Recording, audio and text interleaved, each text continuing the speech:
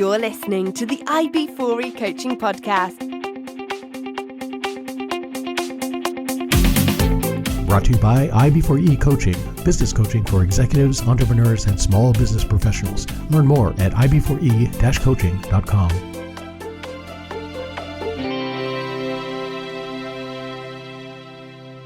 Hey, Coach Harlan here. Welcome back to the podcast. Hope you guys are having a phenomenal week. I'm having a great week, and I'm really excited to introduce you to my guest today. Please help me welcome Greg Bennick. Hi, everybody. Greg Bennick knows about focus. Though reading about his life, you wouldn't know that. He's a best-selling author, a keynote thought leader, a noted rare coin researcher, a TEDx speaker and speaking coach, a humanitarian philanthropist, and an influencer devoted to transforming the world by inspiring personal and social change. For the last 3 decades, Greg has traveled the world listening to people and what they most want and need. He's come to realize that people want to matter. They want to feel that they are valued and significant contributors to a meaningful idea or vision. They want to be engaged and to feel inspired. And if you can capture that in them, it's like a high-octane fuel for teamwork. And reading through everything you've done, I'm amazed. You're not exhausted sleeping somewhere on a couch. This is awesome. Greg, welcome to the show. Thank you so much for having me. I'd love to talk about any or all of those things. Rare coins always at the forefront of my mind, but we can go different directions as well. Yeah. No, just reading through your website, your IMDb, and LinkedIn, just everything that you've done. I'm just amazed. Author, speaker, documentarian, film producer, musician, and songwriter. Right. Juggler, world traveler, philanthropist. What do you do in your spare time? I don't have spare time. It's kind of an endless process of diving into fun and exciting things. And I think that we get limited time in the world, so let's make every second count. That's always been kind of a driving force for me, especially with all the things you listed, and then the things amidst that, playing this show, speaking to this audience, collecting this coin, whatever it might be.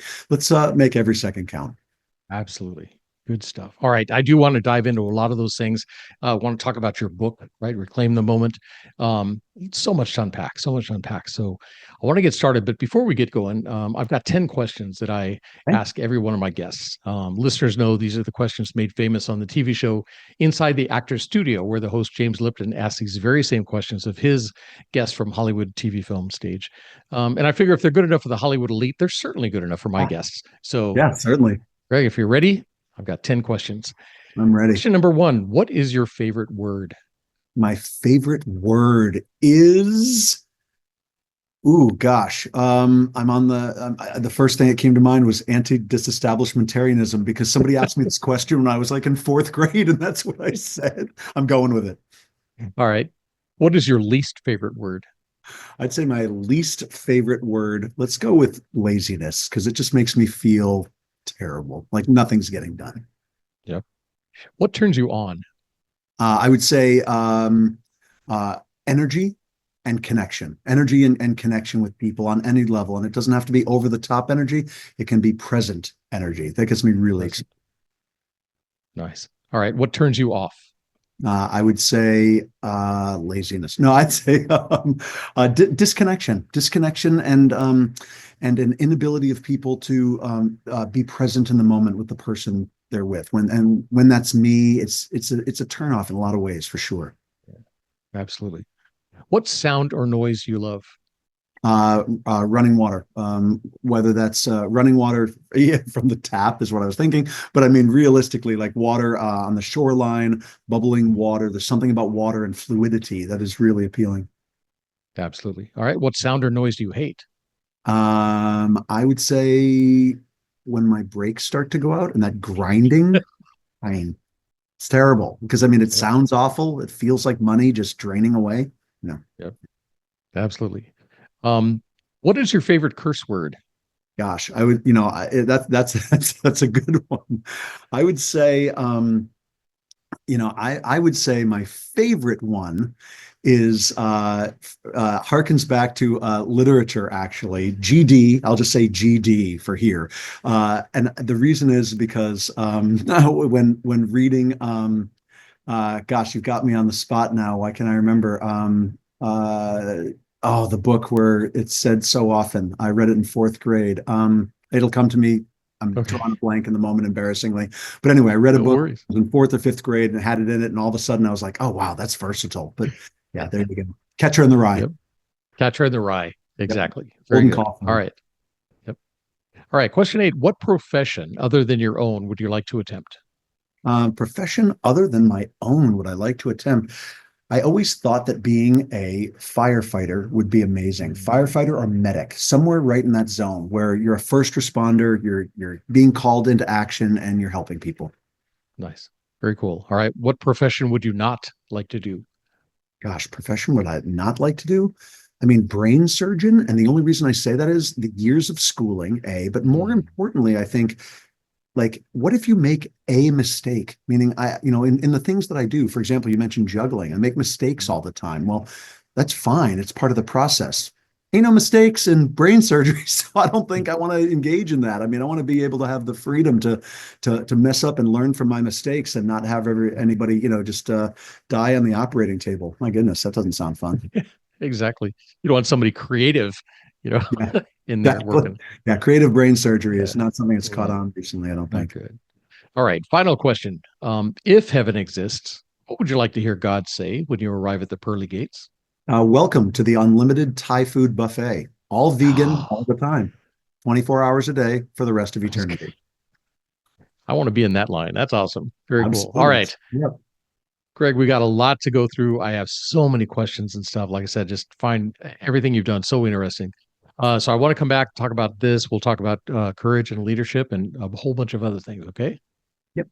So listeners, we'll be talking about this and a lot more right after this. So stick with us. And I'm back with my guest, Greg Bennick. Greg, thanks again for agreeing to be on the podcast. Like I said, I've been looking at your website and watching some of your videos and stuff. Just fascinating stuff. Thank you Just so much. I appreciate it. yeah, I just love it. So you found juggling at an early age. What captivated you about juggling? Well, I mean, what captivated me about it was that it was new. I'd never seen it before. I couldn't imagine that it was possible. And yet I was drawn towards seeing if it was possible. And that's not me being a Tony Robbins motivator of myself at age 12, but rather, really, I wanted to just try this seemingly impossible thing. It seemed so cool. And I came to juggling through a very backwards way. I went to a middle school where there were after school mini courses that were offered in a wide variety of subjects. And I was ambitious and wanted there to be a coin collecting class amidst those offerings. And I pitched the school, and they said if I found somebody to teach the class, they would add it to the roster of classes. I found a coin dealer to do that. And I signed up for coin collecting. And I told the school my second choice is coin collecting. And if that's unavailable, sign me up for the coin collecting class. And the school secretary accidentally signed up another kid for coin collecting and signed me up for juggling. And I walked into this juggling class on the first day, just head down, I just so disappointed. And the second I opened the door, saying to myself, okay, let's just try and see what happens. Open the door. I saw a kid juggling 3 baseballs. I'll never forget it. And I said in my head, that's what I want to do for the rest of my life. And it was Nice. immediate and instantaneous. And it taught me a really important lesson about saying yes before we say no and what's possible if we actually say yes in the midst of something that doesn't seem like it's going to work out. So then the Absolutely. juggling just And flowed from there. and you talk about focus too, because there's a lot of focus involved in that. How's that like influenced your life? Oh, immensely so. I mean, my ADHD rattled brain is going 100 directions at once at all times. Even now, I'm thinking about the next 4 questions, the last 3, catcher in the rye, and what I'm going to have for dinner, and all that sort of thing all at once. But juggling codifies focus. I mean, it's an incredible metaphor, and I find this when I'm on stage speaking to audiences that if I'm throwing an object in the air, that object is the focus. I mean, sure, we could make an attempt to think about Thai food or what might be for dinner, but that object, that beanbag in the air, that machete in the air, even more dramatically, is the focus. There's no way around it. And it's just so fascinating as a metaphor for the ways that we need to focus more often and the ways that we often lose our focus. Because if that juggling object hits the ground, chances are good it was a lack of focus or a lack of rehearsal, a lack of practice that led to that. How can we refine a process and learn from the experience and make it better? My gosh, the lessons in juggling have been limitless. I mean, this isn't a book pitch, but in my book, I devoted a whole chapter to juggling and literally teaching readers how to juggle. A, because it's fun. B, because it's a metaphor for focus and all the other things that I talk about throughout the book. those little things. Yeah, but during the meetings when you're a keynote speaker, Mhm. you've got the audience just transfixed watching you, but you're also talking about whatever the topic is, right? The business you're talking about. So they're taking it in while they're watching you entertain them. And I think instead of just sitting there, because we've all been to those kind of meetings where you're just kind of sitting there, kind of falling out of your chair. Now I'm watching, I'm amazed, and my mind is open, and I'm hearing, and I'm taking in all these messages and stuff. Um, Absolutely. It just makes yeah, it more interesting. And, just a slightly deeper take than even what we've both shared so far. And what I love is what we've both shared so far. But I was once asked by a guy named John Wilson. John was a theater professor of mine and quite wonderful guy, still a friend of mine after all these years, many years after college. But John once asked me, why do people watch you juggle, Greg? And I was full of myself. I was 21 years old. And I said, well, people watch me juggle because it's really cool. He said, no, not good enough. Come back tomorrow. Tell me why people watch you juggle. So I came back the next day and I said, I know why people watch me juggle. It's because they can't do it and I can. So they're impressed. He said, no, come back tomorrow. Tell me again. And I tried it again the next day and I couldn't get it right.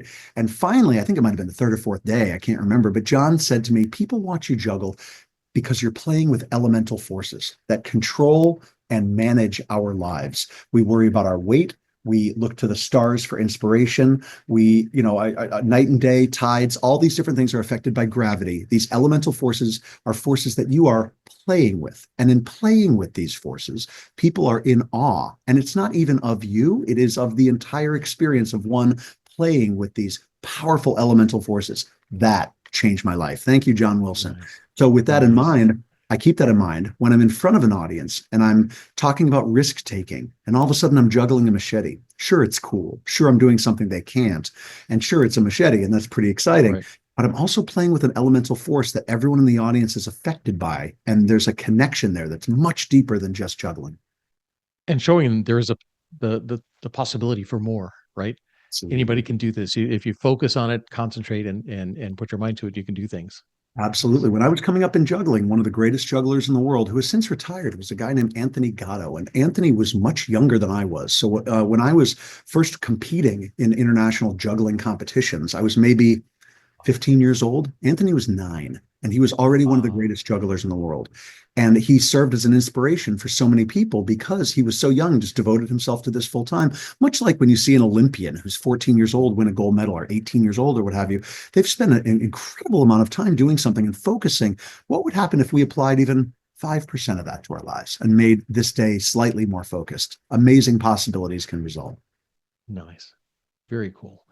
So tell me about the early years. I mean, what did you? I'm sure you had jobs out of school and everything like that. What kind of things occupied your time? Well, I have to say, juggling occupied a lot of my time. I did my first professional show when I was 13. So I was Wow. doing school assembly shows starting at 13. And then at 14 and 15, I was doing, all sorts of, special events, community events, church, synagogue, that sort of thing. But then I actually started doing corporate events when I was around 15 years old at an amusement park near where I lived in Connecticut. And I learned how important it was through a couple experiences that were quite amazing about how important it was to customize my material to my audience. And then I was off and running. But that was my living basically, as it were. Wow. From a Very very cool. very early age. And other than that, I grew up in Connecticut. So I grew up in a town with more cows than people, and certainly Yeah. more antique stores per capita than anywhere in the world. So history was a huge part Yeah. of my life, and learning about my surroundings and recognizing that I was walking on land that wasn't just my parents because they owned the acre we lived on, but that had a lot of history behind it. So walking through cornfields and finding arrowheads and just being in my town where everything was historic. These things were really, really important to me growing up and gave me a sensibility that included people beyond the immediate. Nice. Is that where you got interested in coin collecting? Yeah, actually, my father was a coin collector, and to this day, he and I talk about coins all the time. But yeah, I got interested in it through him, and from a very early age when I was in Connecticut. And growing up in Connecticut meant that there were not only lots of coin shows within driving distance and whatnot, but also a different type of aesthetic with people collecting, historical colonial coins was very popular. So that tie into history was there. But yeah, I got involved in error coins that were mismade, struck off center, double struck. Okay. And to this day, that's my one of my two focuses with coins. And I write for 4 coin magazines and publications, Wow. magazines and otherwise, print and otherwise. And I sit on the board of 2 coin organizations. And if you want to talk about coins for the next 5 hours, Wow. I'm ready. There you go. What's your most favorite possession? Which Well, I coin? would say I discovered in an auction a couple of years ago. I'll keep it very simple. 2 coins that had been accidentally struck together at the same time in the 1800s, and a series of coins on which no such errors are known. And if people were to Google, you could look it up on Numismatic News, but you could look up Shield Nickel Mated Pair and my name, Greg Bennick, and you'll find the article on the Shield Nickel Mated Pair. Numismatic News published it as a cover story, and it sort of sent ripples through the world of coins. I love this level of nerdery and also, and I say that with pride, but also this level of exploration into something and the passion behind it. And that coin was a culmination of a lot of years of passion for sure. Nice. Very cool. Good stuff. I saw your TEDx talk today and loved it. That was great. Okay. You were talking about, and we want more. Where did that come from? That whole That's great. inspiration for that talk. So for listeners, TEDx is very popular now. I did my TEDx before it was a thing. It was definitely, a few years ago. But I'll tell you my claim to fame with TEDx, and then I'll answer your question. My claim to fame in TEDx is that one of the, if not the most famous TEDx talks is one by a man named Simon Sinek, Start with Why. It's widely known worldwide. Simon Sinek premiered Start with Why right before I went on stage. The order of speakers that day was Simon Sinek, and then Greg Bennick. So it's really a claim to fame that's absolutely awesome that I love sharing all the time. And I really enjoy that. So I was there. In fact, in the other room, I have a coin he gave me that day that says Start with Why on it. And I kept it all these years. So We Want Something More was a line from my band Trial and a song called Reflections. And the song is about the human condition and how we have limited time in the world. And given the limited time we have, that we live oftentimes limited lives where we don't explore our full potential and the full potential of even our humanity. So the idea of we want something more came from that song. And when I was asked to do TEDx, it came in a very unusual circumstance. I was asked to do TEDx, and they told me, you can talk about whatever you want, just bring your A game and make no mistakes. And for me at the time, I was terrified. So I thought, okay, what foundation can I stand on? Creativity, performance, connection with the audience, and that song, right? And the lyrics that I had written. So I built my speech around that concept. And I would love to do more TEDx's at some point. I'm a speaking coach for TEDx Perth, Australia. So I have some TEDx connections, but I would most definitely love to do a new TEDx. That one's, a few years old, but it was really a lot of fun to do. And I'm glad you watched it. Yeah, no, it was very good. Just because I think you're right. We want more. We do things. And some of us stay busier than others, but we do things. But it's like, no, there's got to be more than just this, day-to-day thing. How have people reacted to that? I know you must have gotten some real deep connections out of that. It's been incredibly powerful. Meaning when the band plays, and the band's a punk band. When I sing for a punk band, here I am in my collared shirt singing for a punk band. But when we play, audiences are out of their minds, and quite in their minds too. I would suggest the energy is extraordinary because people tap in very directly to that.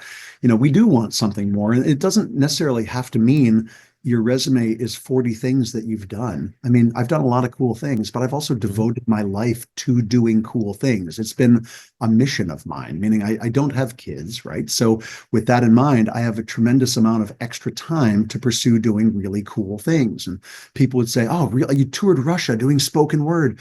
And it's true. I mentioned in the book, no one's ever done it before. No one will ever do it again. Wow. Spoken word tour, 21 dates across Russia. How does one set that up? How does one do that? Well, not having kids helps. Having a lot of extra time helps. So the point is that your resume doesn't have to be extensive as long as it's intensive on the one thing or two things maybe that mean the most to you. That's a way that you're going to get that something more. I think that's true for any one of us. It could just be, my resume could be one thing expert at this, appreciates that. And as long as I dive in and explore it and go more fully than just what's on the surface, I will certainly live that life of wanting and getting something more. Awesome. And you travel a lot. And I know from the travel that we've done, you see things and you want to get involved. And people don't always know how they can get involved and stuff, but you found a way as philanthropist. How did that start for you? Was it through travel? Yeah, it was in a way, but it was also through music. It all Okay. started many years ago, actually, in about 1991, 92. Gosh, I haven't told the story in a podcast ever, I don't think. But in 1991, 92, an album came out by a band that many have heard of called Rage Against the Machine. And there was an address on the inside of the record, and it said, "For more propaganda, write to." And I listened to this record and I was fired up and ready to go. And I wrote them for more propaganda, and the letter got returned, address unknown. So Mm, Rage Against the Machine came through Seattle shortly thereafter. They were playing large clubs at the time, not yet an arena rock band. They were opening for House of Pain, if I remember that correctly. And I went down to the show and I waited outside their bus, and I ended up talking to Zach De La Rocha, the singer of the band, and I gave him the letter and I said, "Hey, the letter came back for more propaganda. It seems the revolution's over. I really wanted to talk to you about this." And he was like, "No way. Oh my gosh." It turned out, to make a long story short, that his band from his punk years, Inside Out, was doing a reunion tour, 5 dates, celebrating and supporting the Western Shoshone Defense Project, which was a land rights initiative rooted in Native culture. And the shows were nowhere near where I was in Seattle. They started in Salt Lake City, Utah, and it was much later than that show. It wasn't like the tour started right away. So to make a long story short, yet again, I went out in the world and I bought a used motorcycle for $600, I think, at the time, and learned how to ride it and drove it to Salt Lake City to see the first show on wow. this tour. I strapped my juggling props on the back, and he and I had exchanged addresses, and along with their tour manager, had exchanged addresses with me. And I just drove to this guy's house and showed up and said, "Hey, I'm here to see the show tonight." And I had this juggling Nice. stuff on the back. And everyone came out and they said, "What's that stuff on the back of the motorcycle?" I said, "Oh, it's my juggling stuff." And I started juggling literally in their yard. And they said, "You've got to do this at the show tonight." So every word of this is true. At what used to Wow. be called Club DV8 in Salt Lake City, Utah, August 1993, Inside Out, a bunch of other bands, and me on stage juggling. Audience went absolutely wild. I was a fire eater at the time, and I ate fire on stage. Audience goes wild. And the Wow. band said, "You've got to come with us for the remaining dates of this tour." So I did all 5 dates of the tour, and then rode this motorcycle back to Seattle, 800 miles, having never ridden a Wow. motorcycle before. It was unreal. Wow. That experience gave me an incredible sense of possibility and adventure. If I could buy a motorcycle that actually worked. I mean, who knows how to ride a motor? Not me. And then ride it to Salt Lake City, 800 miles with like gardening gloves and some helmet I bought at Goodwill. I mean, come on now. And then get asked to be on this tour with the band that I thought was a great band. I mean, it just doesn't even make any sense. It's absolutely incredible that it all worked out that way. So I was so happy with the result of that because it really inspired me to continue to pursue adventure. Very cool. Very nice. So what's one of the first philanthropic things you got involved in? I know you had a couple of them in the bio you sent me. 100 for Haiti. Brady, yep. Tell me about, yeah, the 100 for Haiti. Tell me about that. Sure, sure. Well, what happened with 100 for Haiti was I was in Haiti in 2009 filming a documentary about a man who was bringing clean water to his village in Haiti. Well, and as the world knows, in January 2010, there was an immense earthquake, one of the greatest catastrophes in the history of the hemisphere. It'd be up in the top 10 for sure. And I wanted to make sure that the friends I had met and seen and known in Haiti were safe. So I was putting out word on the internet, Facebook at the time, just letting people know that, I was concerned about Haiti and what had happened. And some friends of mine from the East Coast were putting a boat together based out of Miami. And they were going to sail out of Miami with supplies and food. And I volunteered to go along on that boat. I flew to Miami. We said publicly 10,000, but it was far more pounds of supplies and food that we loaded this boat with. and we sailed to Haiti. We were the first private relief boat to make it to the southern coast of Haiti after sailing for 8 days and nights.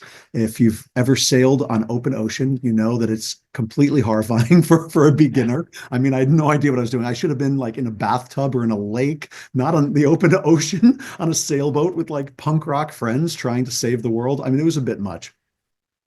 Stories to follow at length anytime you like. We could do a whole follow-up episode of stories of the sailing to Haiti. But the point is, we were the first private relief boat to make it there. And once there, I realized, obviously, that there was a need for relief and thought maybe through the network I'd created with the band that I could help out with relief efforts. And started spreading the word and ended up raising money to send more supplies down to Haiti, and then quickly made an important shift from relief to development, realizing that the Haitians aren't sitting around waiting for Greg Bennick to come save them. They would actually just like support to save themselves. So we shifted to being a development organization. We formed as a 501c3. And to this day, going on, it's just over 15 years now. 100 for Haiti is a 501c3 that supports Haitian initiatives in Haiti. So I work for the Haitians. I basically ask them what they need, and then I do my very best to make it happen for them on their terms. Nice. Yeah, because I remember reading you're helping them with roofs on a lot of the buildings they have, getting internet for the schools. Yep. Awesome. Absolutely. Yep. Roofs. There's a number of things that are happening. So roofs on houses and building houses, because you can build a house in the area of Haiti where we work very inexpensively. We're talking $250, $300 maybe. And then beyond that, putting internet in schools, absolutely. And helping farmers plant crops and, the clean water initiatives. And if people go to 100 for Haiti, it's all spelled out, ONEHUNDREDFORHAITI.org. You could read more about what we're doing, and the website needs to be updated by me. But I serve as executive director, but also web human as well. So I'll be updating that soon with more of what we've been doing for the last little while. Nice, very cool. And then I read about the Legacy Project. Oh, wow. Yeah, the Legacy Project. Well, the Legacy Project was the brainchild of my friend Dave and me. And what we did was we created a letter writing campaign to originally with something called the World Leaders Project. And actually, I've gotten even off base. Let me say it this way. My friend Dave and I created the Legacy Project in response to something my friend Sheldon and I had created, which was the World Leaders Project, where we wrote letters to world leaders and invited ourselves to come and speak with those leaders about human psychology and why humans behave the way they do, specifically in regards to violence. That in part led to me ending up in Poland. And while in Poland, I realized the importance of legacy and the importance of history and knowing our history and where our history leads us. That's when my friend Dave and I decided, we could take a documentary film that I had worked on called Flight from Death. It was about human fear of death on a subconscious level and how that fear impacts our behaviors. We could take that film to Poland. And we thought, what if we took the film to Poland? And in addition to showing the film in places around Poland that had been affected by historical intensity, what if we also brought high school students with us and met with high school students in Poland? So it became this international experience, much like the World Leaders Project had been, where we brought people together across borders and across boundaries. But the Legacy Project became this multi-year initiative that Dave and I started, where we'd go to places around the world that had experienced trauma or genocide or intensive experiences along that, at that level, and brought high school students to learn about it and interacted with other young people in those countries. We went to Poland to study the history of Nazi occupation. We went to Chile and Argentina to study disappearances and the death squads that had ravaged the country there.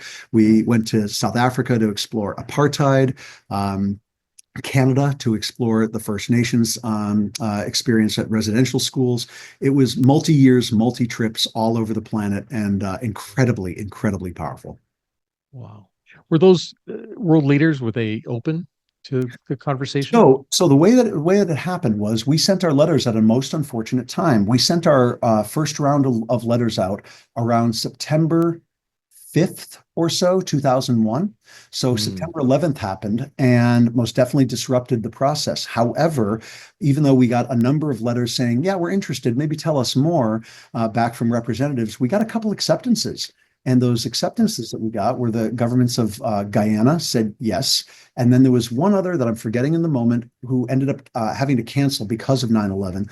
But the government of Guyana accepted us. And then President Bharat Jagdeo accepted as visitors Sheldon Solomon, my academic cohort, and myself to Guyana. We went and met with the president of Guyana and spoke directly to him about human psychology, the psychology of death and dying, and how it impacts people and how it impacts us to know that we are temporary creatures wanting something more. What's the effect of violence on that that person with that psychology?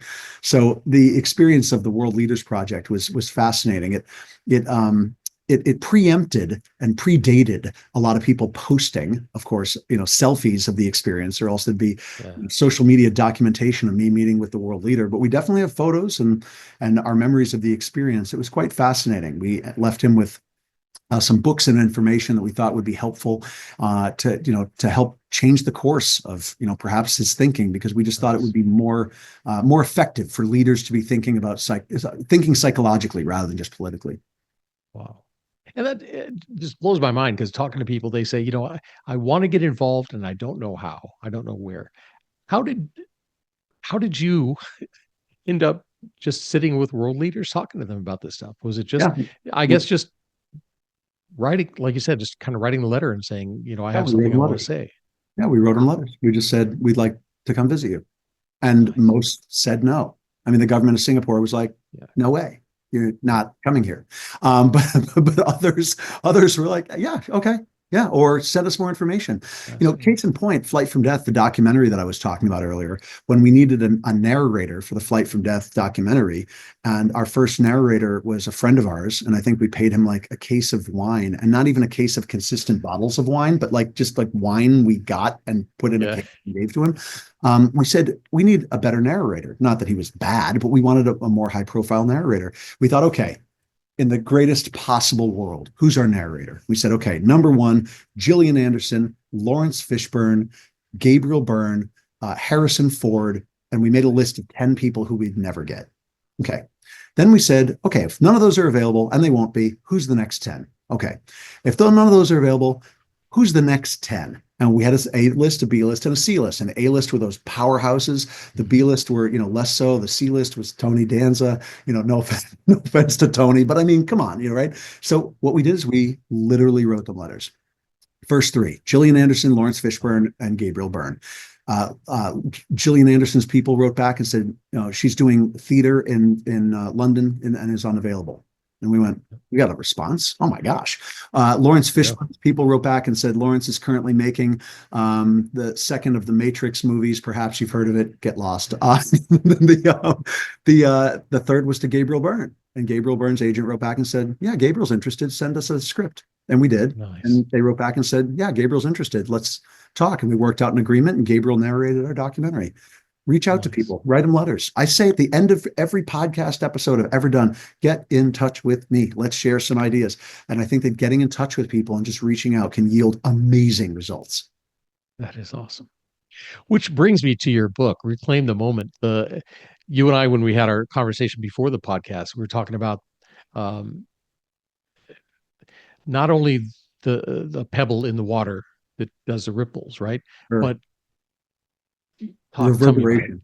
The reverberation. Yeah, reverberation. Yeah. The idea, and I write about it in my book, basically for listener viewers, Reclaim the Moment, 7 Strategies to Build a Better Now, which you can see there. Good. I'm glad I pointed the right way, because everything's often in reverse. Is a book about creating space for possibility and refining our focus so that we have more possibility in our lives. So I talk about 7 strategies that we can use to do that. Things about relationships, creativity, leadership, etc. And taking the initiative, challenging ourselves, focusing on kindness, things like that. But one of the strategies is called the reverberation effect. And the chapters start a reverberation effect. And what I'm talking about is that a ripple effect, a stone drops into a pond, ripples emanate out towards the end of a pond. We all know the metaphor, and that's great. Mm-hmm. The problem is that by the edge of the pond, the ripples have faded. So a reverberation, the way I envision it, and I explain in the book that reverberation is an audio term, but let's adapt it a little bit, is that Let's imagine the ripples don't fade. Imagine I share an idea with you, and you, knowing that your ideas matter and that you matter, share it with somebody else. And they, knowing that their ideas matter, share it back this way. And we start reverberating, bouncing this idea off each other, willing and able and excited to listen to the ideas of others. All of a sudden that idea is going to change. It's not just going to be a drop of a stone in a pond that ripples outward and everyone just kind of basks in the ripple. People are going to be engaged in the reverberation. They're going to listen to that reverberation. They're going to experience it, be a part of it. And when I talk to teams about this and I talk to organizations about it, it's really empowering because people start to think, oh, okay, wow, if we each read a copy of your book, then we'll all understand more about how we can be relays for each other's ideas. And it's quite extraordinary that way. So I'm really excited about the idea and sort of a transformation from the traditional ripple model to the idea of reverberation. No, absolutely. Because, you share an idea with somebody, they may add to your idea or take you somewhere you didn't even think of.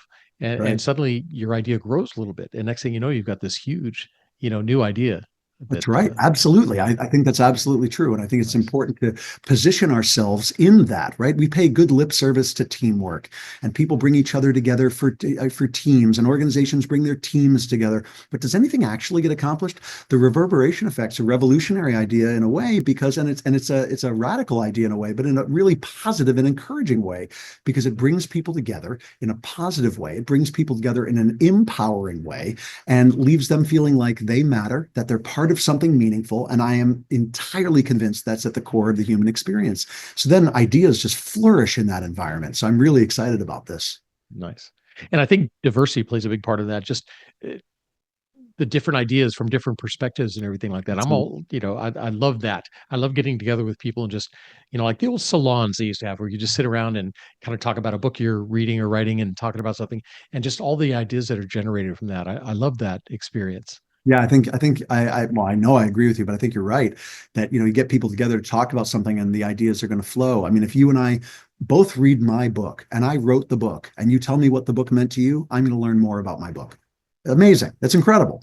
And what happens if we start to reverberate with these ideas and share ideas around? All of a sudden, we have a book club about my book. It could be about anything. It could be about this Sharpie pen. We start talking about what does a Sharpie pen mean to you? I'll tell you stories about things I've written with a Sharpie pen. You'll be amazed by it, whatever it might be. Yeah. And you'll tell me similar stories, or you'll say, you know what? Sharpie pens mean nothing to me because this pen means more. And all of a sudden, we all start to grow. It's incredible what happens when you bring people together. Love that. All right. Let's transition. Let's talk a little bit about courage. Now, just listening to your stories and the things that you've been involved in and things that you've done, I don't think you're lacking in courage at all. Some of it's like, where did you find that courage to go out there and do some of the things you've done? Was that something you learned from your parents? Was that something you saw emulated somewhere in somebody, a teacher or a coach at school or something like that? Where did your courage come from? It came from three people. My parents, let's count them as one for the moment, but one and two, right? So three people, my parents and Indiana Jones. So Okay. which would you like to hear about first? Oh, let's start with your parents. Let's Okay. start with your parents. My mom changed her career every 10 years, and she did that Okay. intentionally to challenge herself to try new things. Amazing. In addition, my mom was a teacher in inner city Philadelphia in the 1960s or very early 1970s, and was doing things that were completely unheard of. Meaning, when she came to this school where she was teaching, she was told, "We don't bring the students together. It's potentially too dangerous. We don't know what they're going to do." My mom started bringing students together and reading them poetry and reading them short stories, and the kids transformed. It was amazing. Nice. He would take them on field trips. Amazing, unheard of at the time. So hearing those stories of my mom's, new ways of thinking was really inspiring to me. And, my dad actually, after years of being a corporate guy, decided, heck with this. And he quit and started working for himself, doing what he had been doing for major corporations for himself. What was inspiring about that is that he worked better on his own. There are some people who worked better as teams. He knew that he would work better on his own and did. And as a result of that, established a consultancy. And I saw him working at home all the time. It was pretty inspiring to see my parents work in that way and pursue their careers in that way. Um, Indiana Jones, he's watching the Ark roll away in Raiders of the Lost Ark. And he basically has a conversation where the main characters decide that Indiana Jones is going to go after the Ark and friends are going to go elsewhere and they're going to meet up later. And their friends say to Indiana Jones, how are you going to do this? And he says, I don't know, I'm making this up as I go. Him saying that, I don't know, I'm making this up as I go, changed my life. Because you ask about courage as if I am fearless, and that is absolutely not true. I am nervously excited every time I go on stage. The people who taught me how to juggle and perform said, when you don't care anymore, that you're going to know because you're not going to be nervous anymore. So I get nervously excited because I care so much about every one of my audiences. But then the other side of the coin is that I often don't know what I'm doing in terms of some of these adventures. Sailing to Haiti on a sailboat, establishing 100 for Haiti, the World Leaders Project, and writing to world leaders, and the Legacy Project, and bringing students across the planet. I mean, we are literally doing our very best to do the very best we can in each of these situations. But my goodness, there's missteps to be made and there's lessons to be learned. But what you end up doing is taking that Indiana Jones approach. I don't know, I'm making this up as I go, and figuring it out and going for it. I remember the first time I was hired to do a 45-minute keynote presentation. And this is years, decades ago. At the time, I had 25 solid minutes and some really good ideas. And I just went for it. And it worked out great because once in front of the audience, you just start to share, connect, tell stories, interact, involve the audience. And all of a sudden, 45 minutes goes by like that. Had I sat outside watching from arm's length, I never would have let myself try. So the courage comes from being willing to fail. And I always tell people, if you want to live an adventurous life, if you want to be an entrepreneur, establish a very close personal relationship with terror. Because you're going to feel it. You're going to feel it emotionally, spiritually, psychologically, financially at some point. And if you establish a close relationship with it, you won't be discouraged, but rather you'll say, all right, I feel that. Let's go. Let's do more. And you'll step into it even further than you had before. Nice. Yeah, because that's what courage is, right? You feel the fear, but you do it. That's right. You get out and do what you need to. And from reading your book, I would say, and I titled the different podcast episodes based on what somebody says, the courage, the most important courage that they found or something like that. For you, I would think the title, I think, is going to be the courage to ask, what if? Love it. In your book, you talk about Yeah. what if. And I think that is such a great, because, instead of sitting there saying, oh, that'll never happen. Yeah, but what if it did? That's right. What if the it conversation with you today is incredibly successful? What happens if if sound bites from this and clips that we put on the internet and the full entirety of the interview inspires somebody to do something amazing? What if? Well, I mean, that's a possibility. Okay, well, we can play devil's advocate for the other side too. What if this conversation goes terribly? What if you forget to press record? Recording. Okay. What if you? What if we stumble over our words? Like earlier when I started to talk about the Legacy Project, and I was describing the World Leaders Project. Hold on 1 second. I'm conflating the two. Fine. What if? What if it actually works out great and we have a great conversation? It doesn't have to be perfect, but what if you happen to succeed? It's amazing. I mean, I talk about in the book where I say leap into the dark, and there's like a subtext to each of the chapter titles, but embrace the possibility of success. What happens if we embrace the possibility of success rather than being overcome by fear of defeat? We often fear success too. What if success is a possibility? Let's step into that reality and see how that feels and see what happens. Love that. Yep. And you tell the story about your brother when he came up to visit you. Can you tell that for us? I'd be happy to. My brother came to visit me in Seattle, and we drove out to Eastern Washington. And for those unfamiliar with Washington, Washington's quite extraordinary because Seattle, of course, is major metropolitan area, and then you head over these majestic mountains into Eastern Washington, which is arid-ish, desert-ish, right? It's very sparsely populated at times, and it's quite gorgeous. And we were in a very rural area of Washington where there were two roads coming together like crossroads, and these two roads each went out 90-degree angle to independent horizons as far as the eye can see. And there was a gas station at the intersection. So my brother gets out of the car and he goes inside to get a drink or a snack or something. And as he's walking back to the car, he's right almost at the car. And I did what any brother would have done. I drove away. So I drive away and I leave my brother standing at this crossroads at this intersection. And I drove not just 100 feet, not just a half a mile. I drove as far as the eye could see. I literally drove to the horizon, and I could see this gas station like miles behind me in the distance disappearing. I know he was just standing there thinking, oh my gosh, like, is he leaving me? Is he going to come back? Should I get a bus back to Seattle? What do I do? I pulled over on the side of the road. I waited a few minutes. I turned around, I drove back slowly, and I drove up to him. And as I rolled down the window and got up next to him, I just said, what if?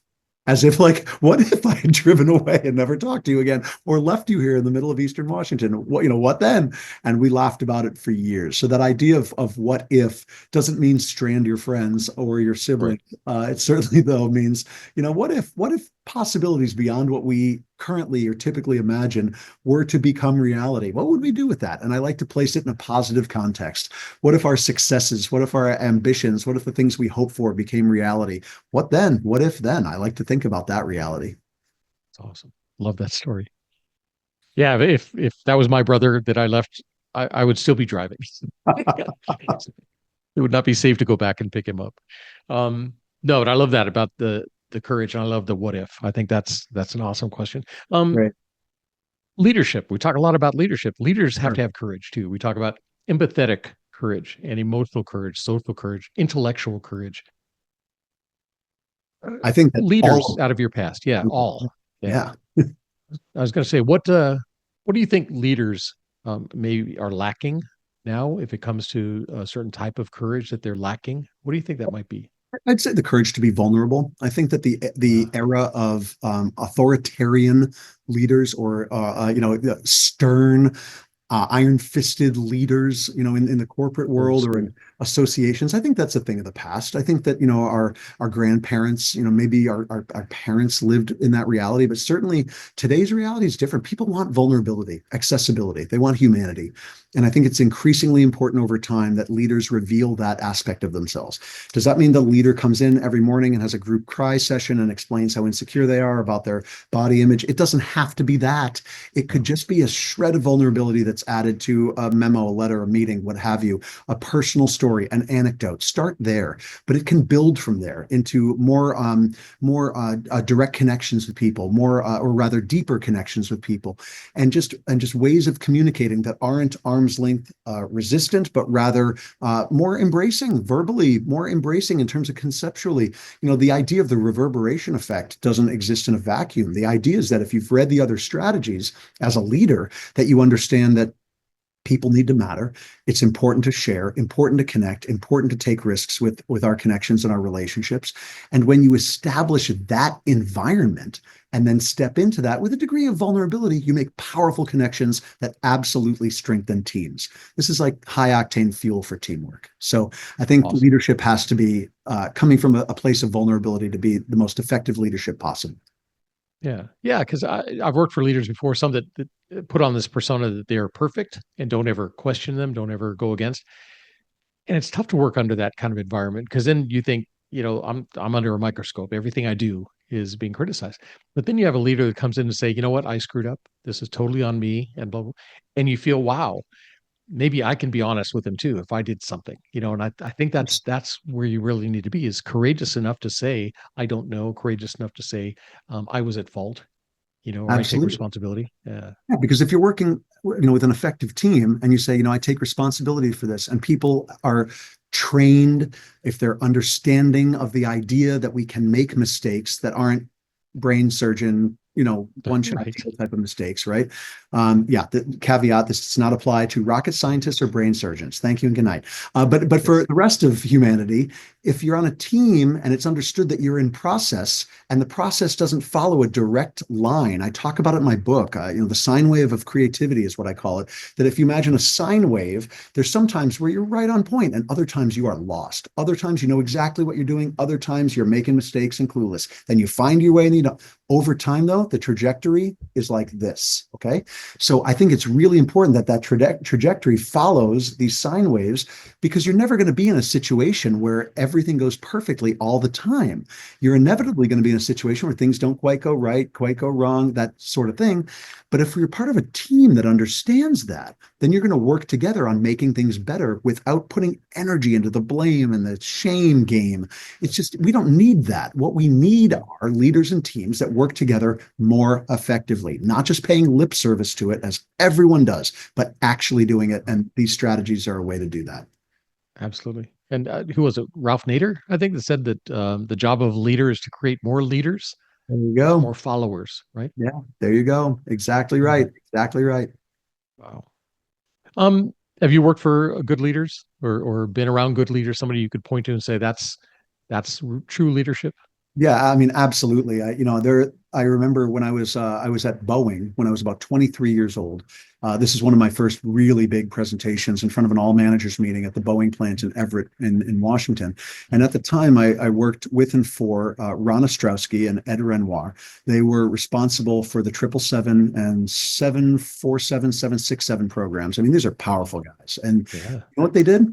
They sat me down at a table and they asked me how they thought the meeting should run. And they asked me what I thought the content should be. And they asked me my opinions on what they were preparing to say.